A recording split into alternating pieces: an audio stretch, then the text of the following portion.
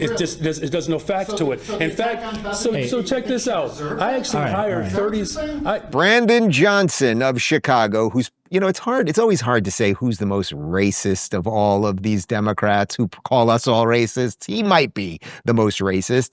He got asked a question about the mass violence in Chicago, which I will check the numbers this weekend on the killings in Chicago, as we do every week on the show. I'll get you some numbers in a second. But he got asked a question about the violence in Chicago, and of course he called someone racist. That you think that a Christmas market across the street from City Hall is more a threat to public safety than violent black teenagers running down State Street shooting people at a Christmas tree lighting shows your priorities. What do you say to those people, citizens, black, brown, business leaders? What do you say to those people? Got it.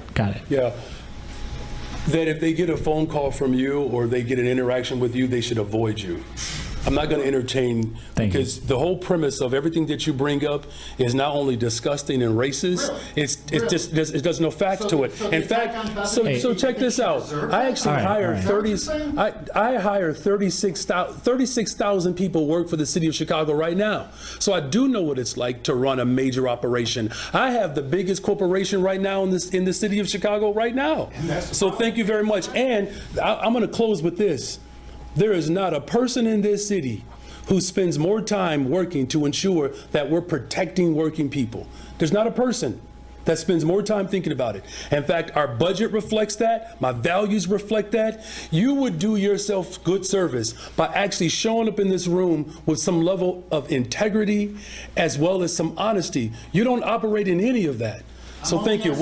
Winston, if what he just said there is true, that nobody's working harder than him, then he needs to step down. 17 people were shot in Chicago last weekend. 4 of them were dead. That's kind of average numbers for Chicago. And of course, it's black on black crime, which is why the mainstream media won't talk about it.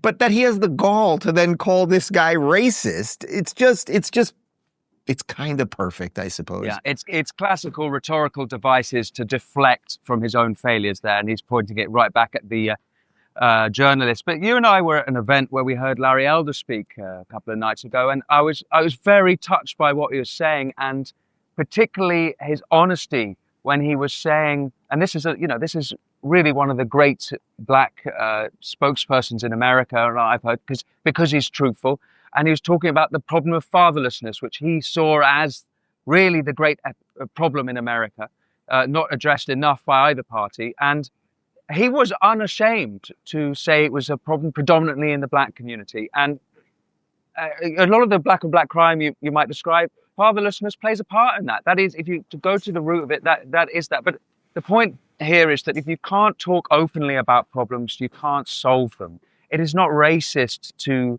identify these issues.